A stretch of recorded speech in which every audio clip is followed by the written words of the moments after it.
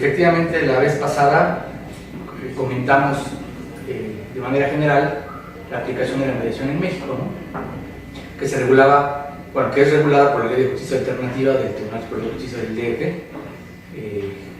que nace en el 2008. Sí, yo te pediría hacer esto, que hicieras un breve resumen de lo que fue el programa anterior, de lo que es la mediación, en qué materias se presenta, en cuáles no, y retomamos, ¿no? Ajá. Perfecto.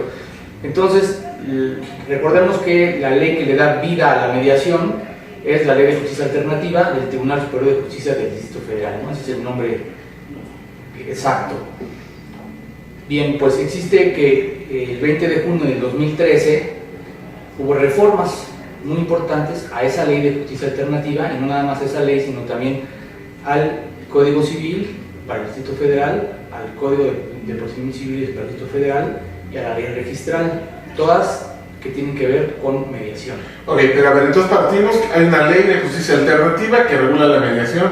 ¿Qué cosa es eso? La mediación es un procedimiento voluntario donde las partes acuden con un tercero llamado mediador para que facilite la comunicación entre ellos y los auxilie, los auxilie a llegar a un arreglo. O sea, no, eso es algo muy interesante. No resuelve el conflicto. No lo resuelve. O sea, no es un árbitro, no es un juez. Si bien es cierto, es un tercero al que las partes acuden, pero no se someten. O sea, acuden a él en auxilio para que los asista en facilitar la comunicación, y los mismos mediados, mediante esas técnicas que va aplicando el mediador, van resolviendo ellos mismos su propio conflicto y lo van aterrizando en un convenio. Pero son ellos mismos los que al final del día le dan solución a su propio problema. Bueno, eso es muy interesante porque o sea, la mediación, por lo que veo, pues siempre ha existido. Era el cura del pueblo, es el más anciano de la comarca. Entre la comunidad judía se presenta mucho, ¿no? De que hay alguien que les resuelve, bueno, no que les resuelve, que les oriente sobre los caminos a seguir. Es el que tiene el bar, ¿no? O sea, yo creo que tiene que ver más, y tú me corregirás, tú eres mediador, yo creo que más que con conocimientos jurídicos tiene que ver más con un tema de volver a las bases del derecho, ¿no? De la amigable composición, de tender puentes, ¿no? Yo creo que va por ahí. Sí, la mediación efectivamente es muy interesante porque, si bien es cierto, el mediador, cuando menos en el Distrito Federal, es un licenciado en Derecho. Para certificarse como mediador tienes que ser licenciado en Derecho. Realmente el curso para certificarte está enfocado en técnicas que facilitan la comunicación entre los mediados, ¿no? Entonces tú te vuelves el mediador tiene que ser un especialista en facilitar esa comunicación, que muchas veces, ¿por qué está el conflicto? No es tanto el conflicto en sí, sino porque existen trabas que los mismos mediados ponen, ¿sí? O sea, no es el conflicto per se, ¿no? Sino esas trabas que los mismos mediados ponen, y que pues el mediador, mediante las técnicas que te digo que es un especialista y las aplica, pues se van quitando esas barreras y ellos mismos van logrando sus propios acuerdos. Ok, entonces yo diría que la principal característica del mediador es saber escuchar, ¿no? Es la primera, saber escuchar, tener paciencia, no juzgar, porque el mediador no juzga, no hace justicia, sino, como tú bien dices, observa. No debe tener prejuicios. No, porque... Sí, lo cual es difícil, ¿no? Porque cuando escuchas un conflicto, pues muchas veces tomas tu propia decisión. Sí, y empiezas como tú dices, empiezas a prejuzgar y decir, este está mal, la otra parte creo que tiene la razón, y no, esto así no es. O sea, tú gestionas mediante ciertas metodologías el conflicto, y lo vas gestionando aplicando técnicas, ¿sí? Muy interesantes que, bueno, la verdad ahorita aunque nos dedicáramos a todo el programa, no agotaríamos todas las técnicas que hay, pero bueno, existen esas técnicas que son las que logran y están logrando pues que las personas aterricen sus acuerdos. Yo no lo sé, pero creo que con lo que nos estás diciendo, pues podríamos decir que rompe esa idea del derecho de que hay una verdad absoluta y una verdad única, como que en la mediación te das cuenta que hay un montón de verdades y que si oyes solito a cada uno de los afectados o de las partes en el conflicto, pues hay muchas verdades y todos tienen razón, ¿no?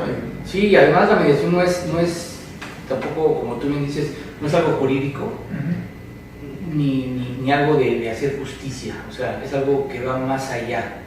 Es el que los mediados se den cuenta a través de escucharse qué puntos tienen en común y cuáles otros no tienen en común para empezar a trabajar sobre ellos, ¿no?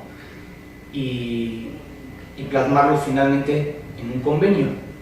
Pero es mucho mayéutica, mucho socrático, ¿no? El tema de, o sea, porque no buscas la respuesta, o sea, tú no das respuestas, sino que todos llevan ya sus propias respuestas, solamente que tú facilitas el hallarlas. Sí, lo que pasa es que los mediados, que son las partes que se someten de alguna manera a la mediación, se le llaman los mediados, pues al principio no conocen en qué va a terminar, bueno, y el mediador desde luego tampoco, ¿no?